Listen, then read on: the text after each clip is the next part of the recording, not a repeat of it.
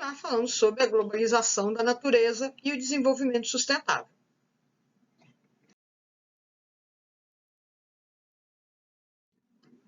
E agora nós vamos falar sobre as conferências ambientais. Vamos entender o seguinte, nós já vimos que as pesquisas antes de 1962 sobre meio ambiente, elas eram assim, né, muito fracas, não tinha assim uma compreensão global, por exemplo, e quando a autora do livro Primavera Silenciosa ela aborda o assunto, houve uma enxurrada de pesquisas a partir daí. E é lógico que esses resultados de pesquisa, eles, em algum momento, eles vão ter que ser mostrados para a sociedade mundial. Não adianta eu fazer uma pesquisa e ficar para mim.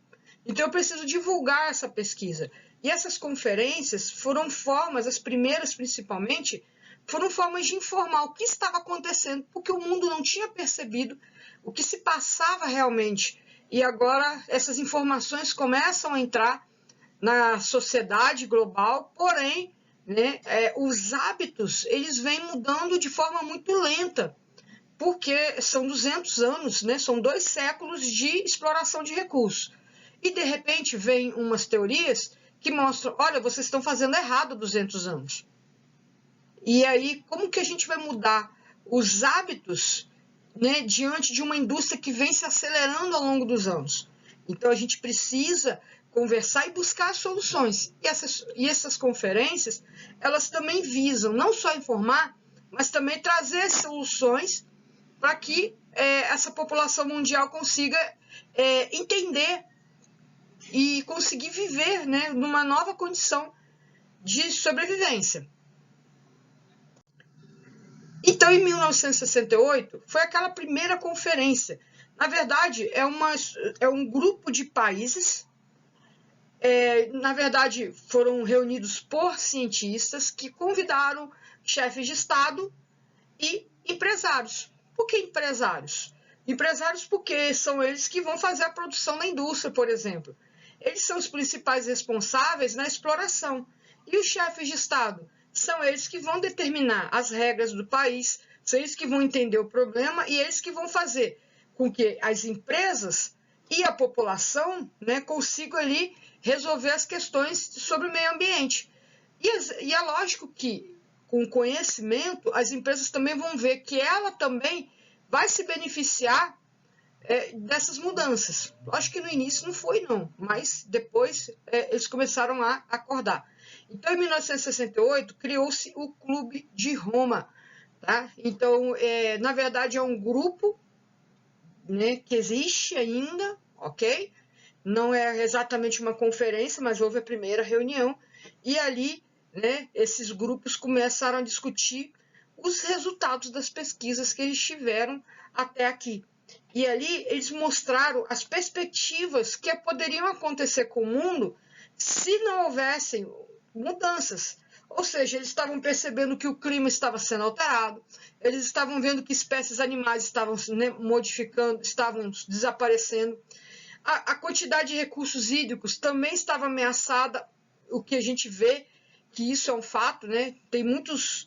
A gente vê hoje, né, no mundo, como que, apesar de a gente ter água, a água é a mesma há bilhões de anos, mas a gente vê que esse recurso ela não está bem distribuída, os rios estão poluídos, então existe a escassez econômica, porque a poluição, né, muitas vezes é tão grande que às vezes eu preciso tratar. Ou seja, imagina, se eu não trato a água, né, no Rio Tietê, por exemplo, ninguém vai beber água do Tietê. Né? Mas esse é um tipo de informação que elas começam a entender, que eu não posso beber água. Será que naquela época, se o Tietê fosse poluído do jeito que é hoje, será que as pessoas teriam essa compreensão que aquilo ali faria mal? Ou seja, essas pesquisas deram esses tipos de informação que muitos países não tinham acordado ainda, não tinham percebido. Agora, em 1972, a ONU ela assume o seu papel nesse processo. Por que em 72 ela fez isso? Olha só, quando a gente imagina lá que o recurso, imagina se eu estou num país e o meu rio passa aqui e corta vários vizinhos. Então, Eu posso poluir ele à vontade, mas e meu vizinho lá de baixo, lá do curso do rio, lá jusante, né, no rio abaixo? O que vai acontecer com ele? Ele vai pegar aquela água poluída? Isso pode provocar uma guerra, por exemplo. Imagina se eles jogam ali esgoto, jogam tudo e eu pego aquela água podre. Poxa, não é uma prática boa. Isso pode provocar conflitos. Então a ONU, ela percebeu que ela deveria estar nesse grupo, ela deveria interferir também nesse setor, não só na economia, no comércio, né? na parte ali da saúde, ela precisa também estar nesse setor, porque realmente é necessário. E aí ela vai, né, apenas com 113 países. Entendendo que em 1972 era a Guerra Fria, era uma fase muito complicada do mundo nesse período. E os países socialistas nessa fase, eles simplesmente falavam, eu não sou poluente, né, dentro da teoria, a gente sabe que a teoria do socialismo é você vai consumir o necessário. Então, essa visão, muitos interpretavam que eles são sustentáveis, apesar dessa palavra sustentabilidade ainda não fazia parte, né? Mas eles entendiam que eles não prejudicavam o mundo. Era uma forma de mostrar que eu sou superior a vocês, até porque era uma fase de disputa de quem era melhor do que outras pessoas. E aqui nessa conferência eles tinham como objetivo, primeiro, alertar sobre previsões debatidas no Clube de Roma. Olha só, eles falaram, mas e aí? Não adianta a gente falar e não tomar atitude. As empresas sabiam, tá? Os governos sabiam, mas ficaram olhando, legal, que bonito. Mas e a atitude? A ONU começa ali a interferir, ou seja, ela vai pegar, olha, vocês falaram, agora vamos tomar uma atitude aqui, precisamos que vocês façam leis no país de vocês. Precisamos que as empresas busquem meios menos poluentes. Então a ONU ela entrou nesse meio para buscar ali ver, não adianta falar, tem que resolver. Aqui também a ONU vai lançar as estratégias para a construção de um novo modelo de desenvolvimento econômico. Aquela de pegar, explorar, poluir, aquilo ali deveria ter os dias contados. Está diminuindo? Vamos colocar o seguinte, eu não vou falar que está diminuindo porque o consumo e a população estão aumentando. Mas vamos entender que existem interpretações de empresas diferentes, existem mudanças, existem novas fontes de energia, ou seja, estamos a caminho, estamos caminhando para um novo modelo de desenvolvimento econômico. Ainda falta muito, tá, para melhorarmos, mas já existe ali uma luz no fim do túnel, já existe ali perspectivas de melhora. Anunciar a impossibilidade da manutenção do modelo produtivista, esse modelo de consumo, produção, consumo, produção, consumo. Isso aí, gente, deve-se ter uma nova mudança. Não dá para ser do jeito que estava sendo. Então, nesse período, houveram uma série de protestos de países de terceiro mundo.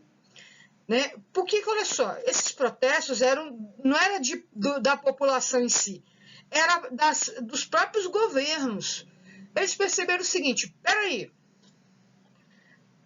agora que a gente começou a industrializar, nós, né, Brasil, por exemplo, entrou nesse bolo, agora que nós começamos a nos industrializar, que a gente vai começar a melhorar, a gente vai frear nosso crescimento, porque na visão é o seguinte, eu só vou conseguir crescer se eu poluir, se eu explorar.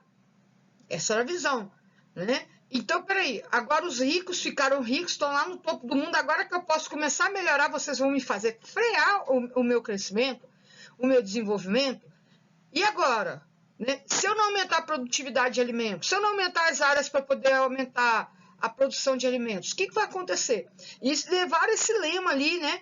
A pior poluição é a miséria. É o lema que eles usavam. Porque se eu não melhorar a minha economia, o meu povo vai morrer de fome.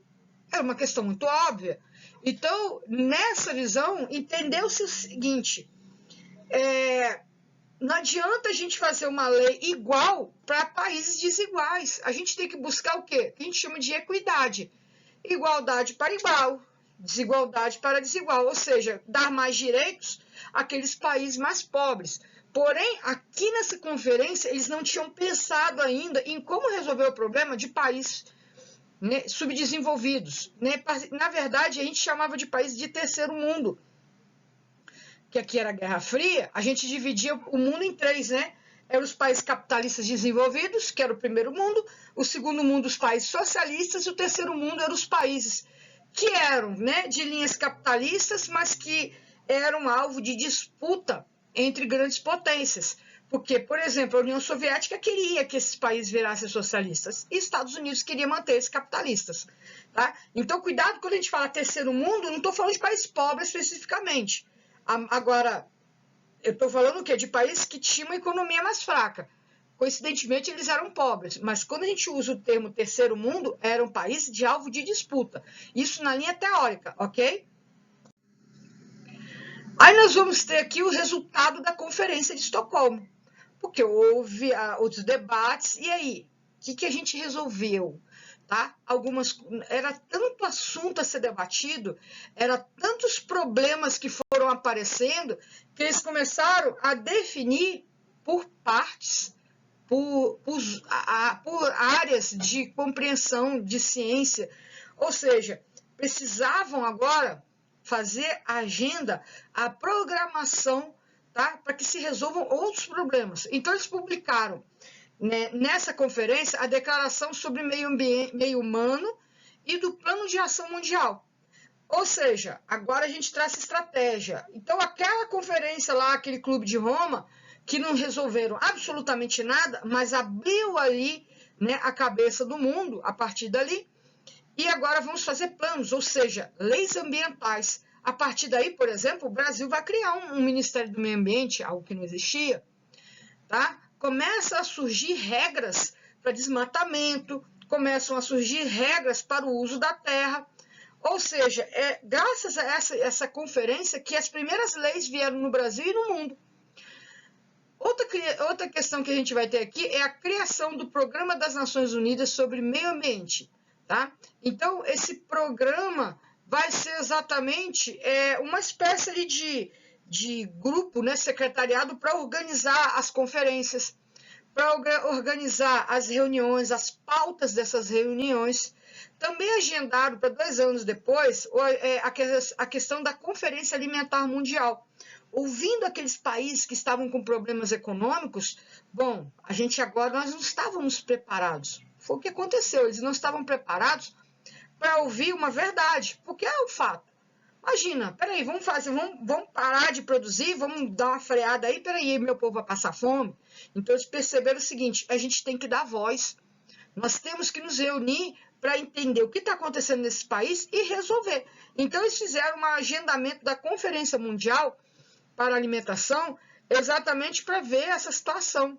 Tudo bem, a gente sabe que a fome no mundo ainda não acabou, mas foi um passo, né, melhorou em sentido de, por exemplo, quando um país está passando uma necessidade, né, até hoje, né, isso acontece hoje, acontece uma catástrofe ambiental, os países vão lá e ajudam, levam alimentos para eles, por exemplo, porque até então não havia aquela comunicação, não era do jeito que é hoje.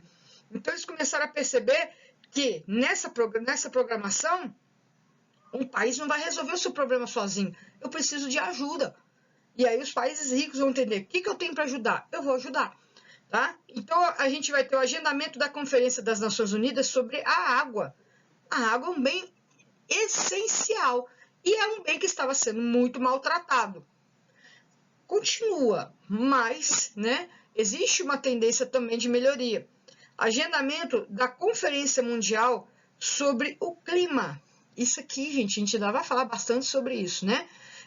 Na verdade, é um assunto que não tem nem como chegar e falar tudo. Mas esse aqui deveria, tanto que houveram outras conferências que entraram esse assunto, sobre a questão das mudanças climáticas. Aí vem, 20 anos depois, entra a ECO 92, ou Rio 92, a conferência que foi feita no Brasil. Turma, é o seguinte, o Brasil sempre teve uma liderança da questão ambiental. Ele foi uma das lideranças em brigar por conta da miséria no país, mas ele sempre foi um país que, ao longo da história, sempre abraçou as causas ambientais. Nós sempre tivemos assim, uma boa relação, nós sempre recebemos chefes de Estado E essa visão, né, sempre foi positiva. A gente está vivendo uma situação atípica da nossa história.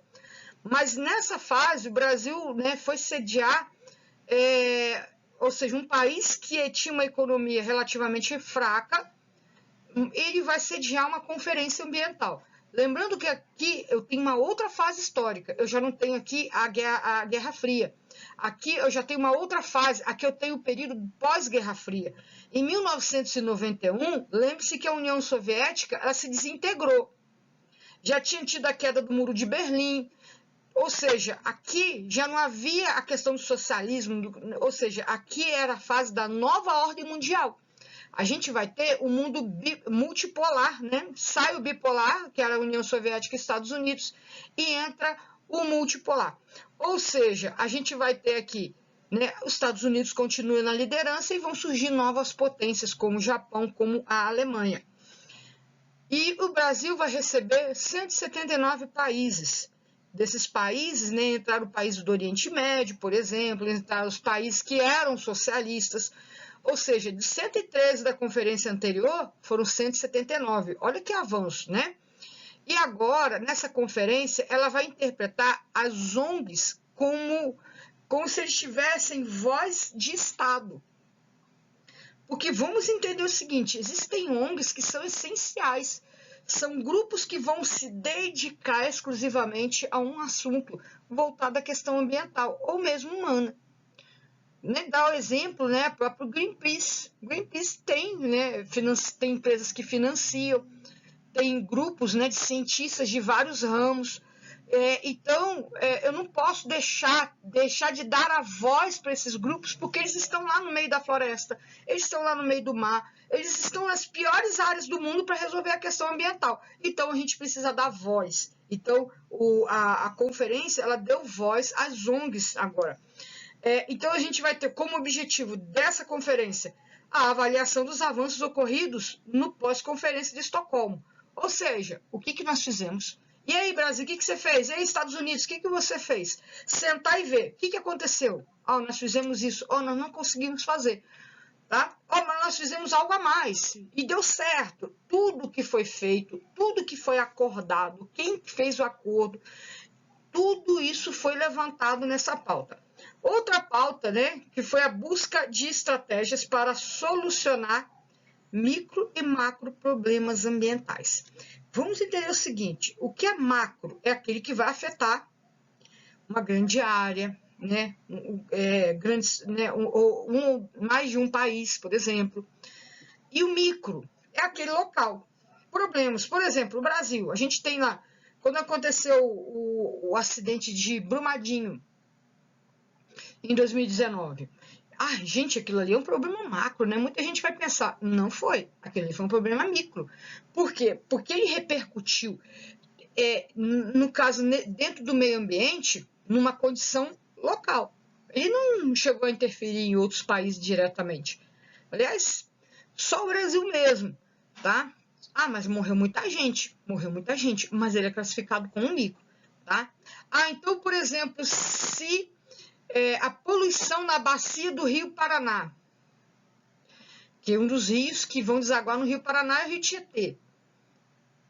Bom, aí é macro. Por quê? Porque essa bacia não fica só dentro do Brasil. Ela vai serpentear outros países do Mercosul. Então, ele vai passar pelo Paraguai, Argentina, Uruguai. Ou seja, aí é macro, porque essa água poluída passa por esses países e vai poluir eles também. Então, seria essa relação do micro e do macro, tá? Só para vocês terem uma noção de diferença. Então, vamos buscar soluções desses problemas que os países estão tendo, porque o fato de ser micro não quer dizer que ele seja pequeno, quer dizer que no local ele foi, né? Ele incomodou, ele causou alguma questão que a gente tem que discutir, sim, tá? Então, vamos colocar o que a gente chama de propor medidas para a proteção do meio ambiente, ou seja, fazer novas regras para os anos que vão adiante. Aqui formalizaram alguns documentos na Rio 92, que foi a Agenda 21, a gente chama Plano Global de Ação de Dimensões Econômicas, Sociais, Proteção dos Meios Bióticos e Abióticos, e verificar o papel dos agentes promotores do desenvolvimento sustentável. Opa, é como se fosse aqui, gente, uma agenda para o século XXI, né? Ele era século 92, era século XX, então eles fizeram uma agenda que levaria a questão, né, a prioridade desses temas que a gente está falando aqui. Então eles vão ver a dimensão, por exemplo, né, as dimensões econômicas como ação. Vamos colocar o seguinte, um exemplo, né? Se a gente sai desmatando a Amazônia, a gente sabe que a Amazônia é uma área que leva muita evaporação, porque as árvores, elas emitem a transpiração, que a gente chama evapotranspiração, e ela é essencial para poder levar chuvas e distribuindo para o interior do Brasil, e vai ser também essas chuvas que saem da Amazônia, chuvas amazônicas, que vão abastecer a maior parte das nascentes das bacias hidrográficas. Então, olha só, olha como que ela entraria nesse ponto como exemplo, tá? Então, vamos entender que essas chuvas, nesses rios, tá? Se a gente não tem água, a gente não tem energia no Brasil. Por exemplo, a nossa fonte de energia elétrica, a principal, que é a hidrelétrica, precisa dessas chuvas, precisa dessa água. E aí, se não tem água, não tem energia, a gente vai pagar energia mais cara ou a gente vai ficar sem, tá? Que acaba virando um problemão na economia no geral. Outra questão, estiagens prolongadas, a plantação também, gente, a produção de alimentos também vai despencar. Assim como chuvas excessivas, ou seja, chuvas mal concentradas, também vão alagar lavouras, eu também vou perder produção. Então, nessa questão de social, ou seja, a economia e a sociedade, elas estão muito atreladas. Por conta desse envolvimento, dessa ligação, é que nós vamos ver, né? Eles começam a pesquisar, a verificar nessa agenda toda essa relação que a gente tem aqui. Outra questão que eles criaram foi o Convênio sobre Diversidade Biológica, objetivo de conservar o uso sustentável e equitativo de bens genéticos e garantir os direitos autorais das pesquisas. Tá? Vamos entender o seguinte, imagina que eu crio Vamos colocar aqui que eu faço a criação de um medicamento, tá? Eu vou usar plantas, né, medicinais, então aqui aquele tipo de planta, ela cura, por exemplo, uma doença muito séria, muito grave, e eu pego ele naquele ecossistema ali. As plantas ficam ali naquela floresta ali. Sabendo que aquilo ali é um bem para a humanidade, né? Aquele medicamento, existe uma necessidade de buscar formas de manutenção daquele ecossistema, porque ali não tem só o meu medicamento, existem outras plantas ali. E eu tenho também o direito autoral, ou seja, eu criei o remédio, eu não posso chegar e sair, outro chegou lá, teria a ideia, vou produzir, tá? Não pode, tá? Então, é o que a gente chama de lei de patentes. É uma garantia muito necessária. Outras questões aqui, tá? A gente vai falar sobre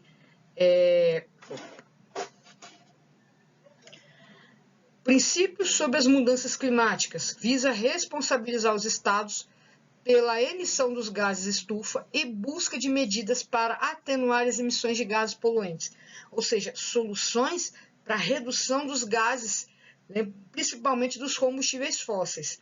Princípio para a gestão sustentável das florestas, estabelece os princípios para o uso dos recursos florestais, desde que de maneira sustentável. Aqui vem as leis, a lei de floresta, né?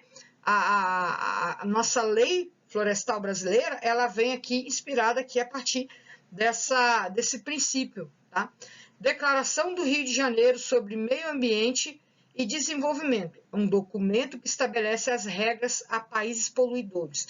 Olha só, países como China, como Japão, tudo bem que China aqui não era o que é hoje, tá? Agora vamos colocar regras, eles são ricos, eles precisam agora dar uma amenizada, ou seja, vamos diminuir lentamente. O que a gente pode fazer para você começar a reduzir essas emissões?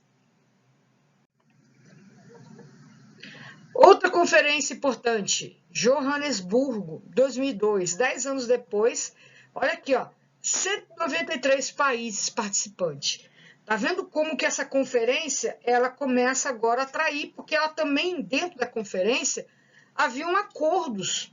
Que tipo de acordos que haviam nessas conferências? Tá? Acordos econômicos, ou seja, quem não participava desses acordos. A partir de agora tem esses acordos. Então havia interesse também dos países que não faziam parte nos princípios. A gente vai ter 58 organizações internacionais voltadas ao meio ambiente. A gente vai ter aqui a resistência dos Estados Unidos em desenvolvimento sobre a autonomia dos estados. Vamos entender o seguinte, historicamente, o que foi isso aqui? 2001. 2001 foi um ano depois do atentado das Torres Gêmeas. Estados Unidos estava lá com sangue nos olhos para achar Osama Bin Laden. E os Estados Unidos entrou ali, né, invadiu alguns países, teve alguns problemas, né, o Afeganistão, por exemplo, o próprio Iraque, logo depois.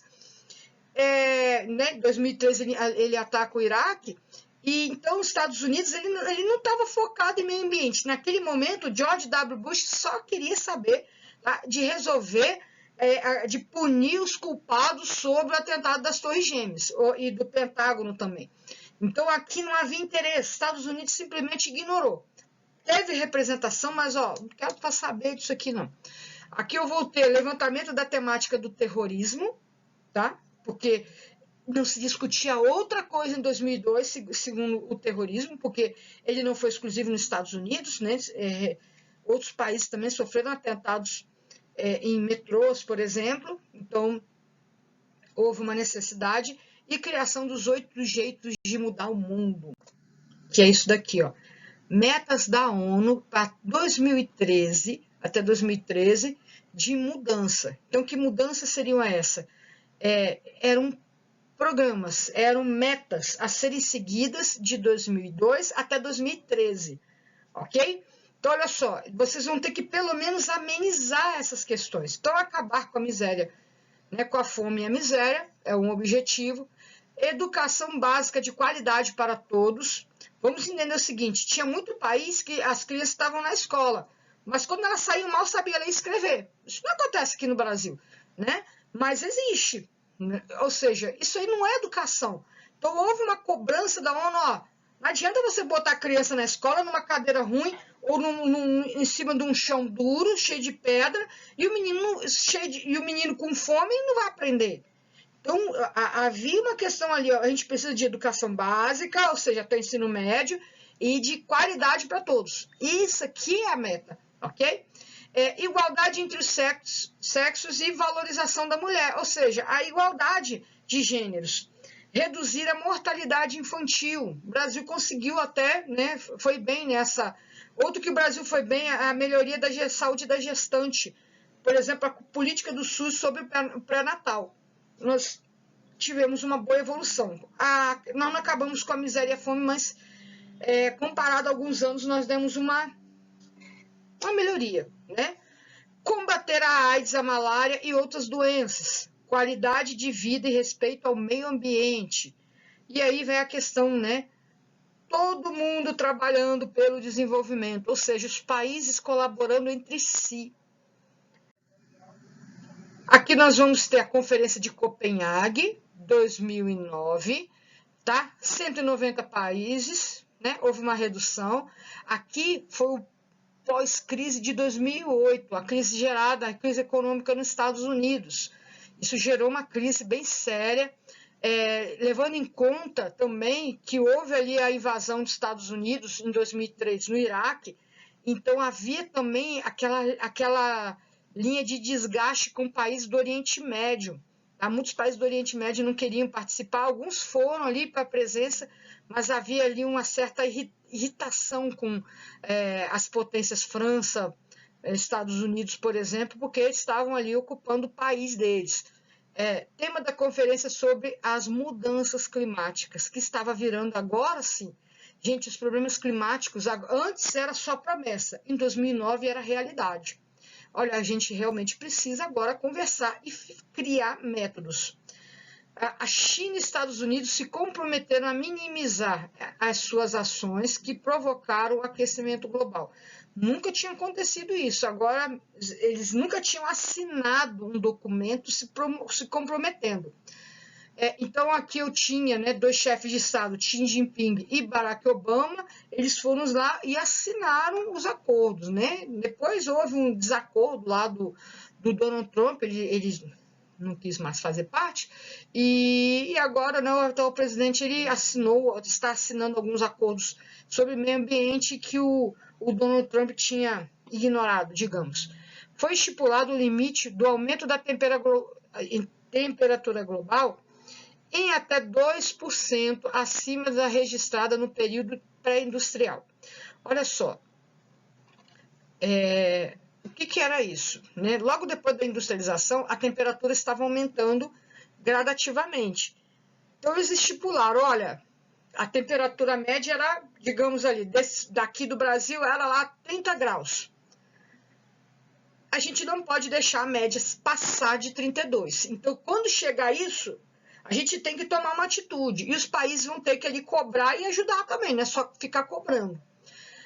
Então, a gente vai ter aqui destinação dos recursos financeiros para projeto de desenvolvimento de tecnologia sustentável. Porque, gente, não adianta a gente ficar cobrando daquele país pobre que ele não está fazendo nada. Não, ele não tem dinheiro, ele não consegue nem alimentar a sua população. Como é que ele vai criar mecanismo?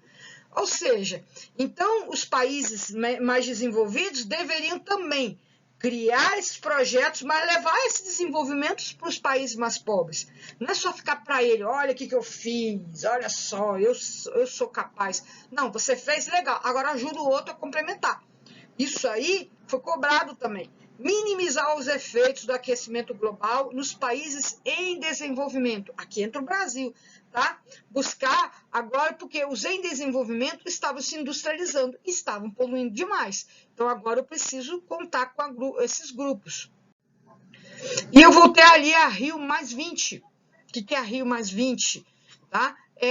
No caso ali, a conferência de 2012, tá? De volta no Rio de Janeiro. Então, o objetivo de fazer uma avaliação dos acordos e avanços da relação à questão socioambiental no mundo. Ou seja, toda a conferência, eles sentam no primeiro dia o que foi feito. Isso aí é de praxe, tá? Outra questão, dado apoio à importância dos entes sociais como ONGs, povos indígenas, sindicatos, comunidades científicas, empresários, entre outros, tá? Agora a gente não vai ouvir só chefe de Estado e ONG. Agora a gente vai ouvir os líderes indígenas, porque a gente sabe que os indígenas também passam por os apuros, né? Garimpeiro invadindo a terra, poluindo, levando mercúrio, deixando eles doentes, por exemplo. Né? Madeireiros ali invadindo terra. A gente precisa ouvir esses grupos. Precisam ouvir, por exemplo, sindicatos de seringueiros. Né? Quem puder depois ver quem foi Chico Mendes, seria bom vocês entenderem, né? Que foi um líder seringueiro. Então, ouvir essa população, ouvir os cientistas é imprescindível. Outra questão aqui, né? Que a gente vai ver, o tema mais discutido foi a pobreza, tá? Ou seja, não adianta, por mais que eles tinham vários temas, não tinha como deixar de falar da pobreza, porque ali, gente, a gente vivia no mundo uma guerra, né? No Oriente Médio, a gente vivia a guerra na África, a gente tinha vários conflitos no mundo, e aí, vamos falar só de planta? Não, vamos falar de gente, que isso é necessário. Então, como havia uma série de problemas no mundo, e foi quando o mundo começou a se reerguer da crise econômica de 2008 e 2009, agora vamos catar os caquinhos da crise e das guerras. E aí vamos discutir esses assuntos. Aqui, gente, também foi dado um outro objetivo, tá? Esse objetivo vai ser para 2025. Ou seja, cada país vai se adequando, foi para 2020 esse objetivo, mas eles prorrogaram para 2025, tá? Que seria a nova meta da ONU.